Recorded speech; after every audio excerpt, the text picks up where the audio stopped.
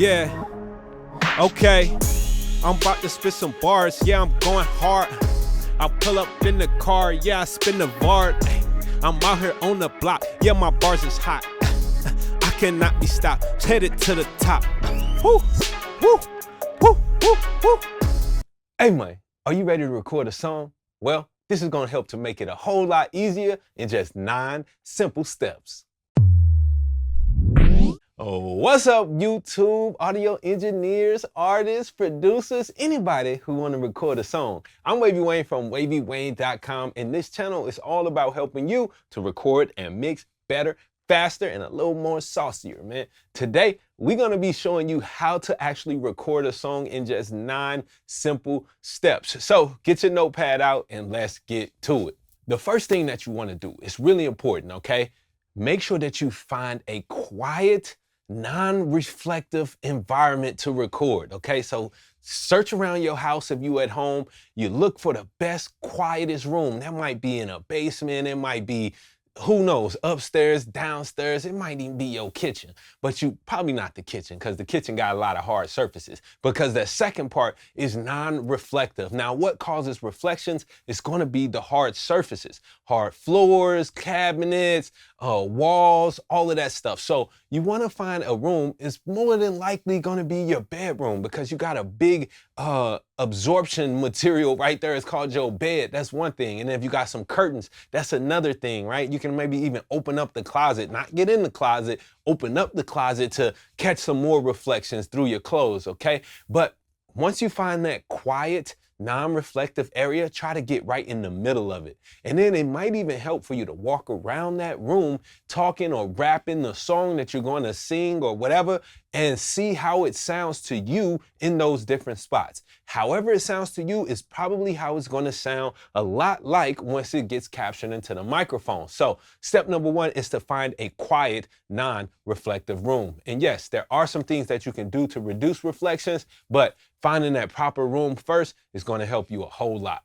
Step number 2 is going to be for you to acquire the appropriate equipment that you need to record a song. Now, nowadays, I'm going to be honest, you don't really need a whole lot. You could get away with having a phone and a USB microphone and a set of earbuds and record a song. No cap, that's really all that you need. But for most of us, if you want to record it a little bit higher quality with a little bit better workflow, not a little bit, a lot better workflow, you're going to need a computer, right? An audio interface, a microphone, headphones, and that's it, right? And obviously the cables that you need to connect everything. But that's really it. A computer, an audio interface, a microphone, and headphones. Those 4 items is what you would need to acquire before you start recording. Now, for a lot of us nowadays, I'm gonna throw in an extra tip. You might be able to cut out the audio interface if you're just gonna be recording yourself doing vocals, and use a USB mic. Make sure it's a good one though. There are some USB mics that are kind of crappy. Most of them are pretty crappy, I ain't gonna lie, and they're not good for song recording. They might be great for podcasting or just simple voiceovers, but for song recording, you really want to get a high quality microphone. There are some high quality USB mics that I'll link down in the description below that you can get from Sweetwater using my affiliate code. But if you choose to go the interface route, then I'll leave some interface options down in the description as well. So again, just to recap that section, the equipment that you're gonna need will be a microphone, will be a computer, an audio interface, maybe a microphone, and some headphones. Step number 3 is that you're going to have to use some type of DAW.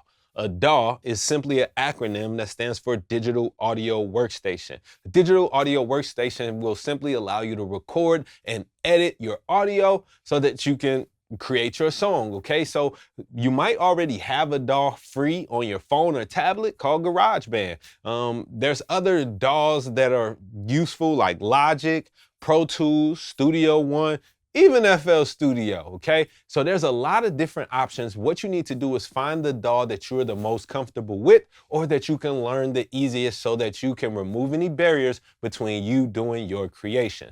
Of course, I'm going to be using Pro Tools as a professional, and if you want to step up to a professional level DAW, make sure you tap in with me on one of my Pro Tools certification courses, which will be linked down in the description below.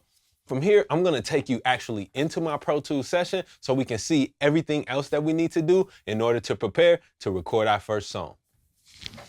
All right, y'all, so the next step to recording your first song, or maybe your second song, just doing it right, is gonna be to start up a new project or a new session in whatever DAW that you're choosing.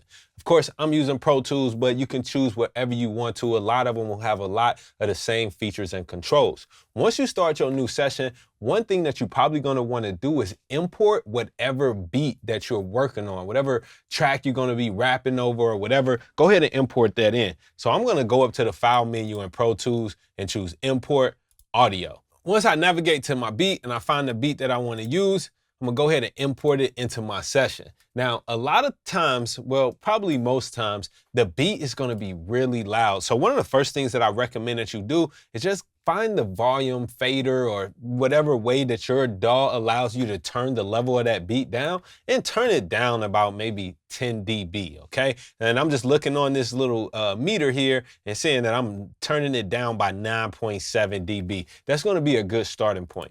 The next thing that we're going to want to do here is actually create a new audio track to start recording. To do this in Pro Tools, you just go up to track menu and choose new. All right. And of course, if you are only recording vocals, then all you need is a mono audio track. And I'll just call this my vocals and hit create.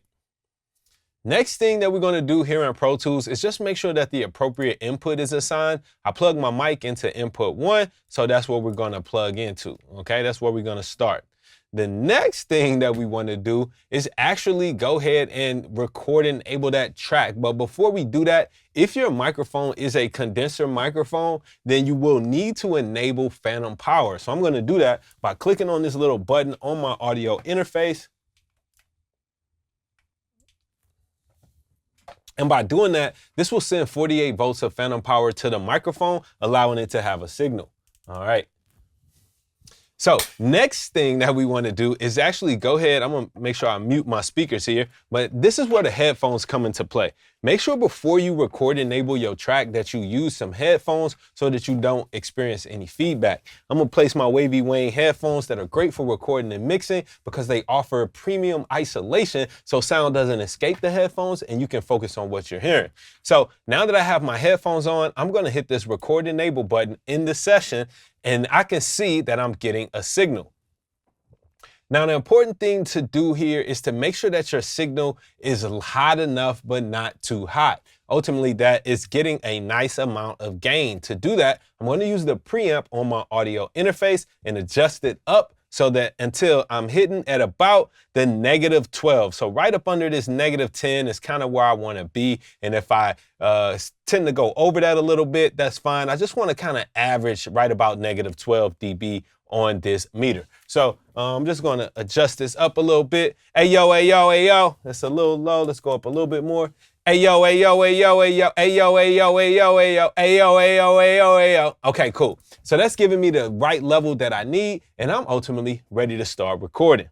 To record in Pro Tools, one thing that you might need to do is go up to the record button here in the transport and record enable the session, and then go ahead and hit play. Yeah, okay. I'm about to spit some bars, yeah, I'm going hard. I pull up in the car, yeah, I spin the vard. I'm out here on the block, yeah, my bars is hot. I cannot be stopped, headed to the top. Woo, woo, woo, woo, woo. All right, so if you notice, I got a little bit excited there as I was recording, so the signal probably got a little bit too loud, right? Well, that's typically what happens, is that the level that you check at is gonna be a little bit hotter than the actual level that you start spitting on. So you probably wanna bust that down. But let's hear that recording that we got. Yeah, okay. I'm about to spit some bars, yeah, I'm going hard. I pull up in the car, yeah, I spin the vard. I'm out here on the block, yeah, my bars is hot. I cannot be stopped, headed to the top. Woo, woo, woo, woo, woo. And ultimately, you have just recorded your first song. You can duplicate that vocal track as many times as you need to, and yeah, keep on making your verses, your hooks, your chorus, stabs, and all of that. I'm Wavy Wayne from Wavy.wav.com. Hopefully you have found this video to be extremely helpful in getting you to record, all right? You can record in just about anywhere as long as you take these certain things into account. Make sure you subscribe to the channel if this is your first time here, and be dope.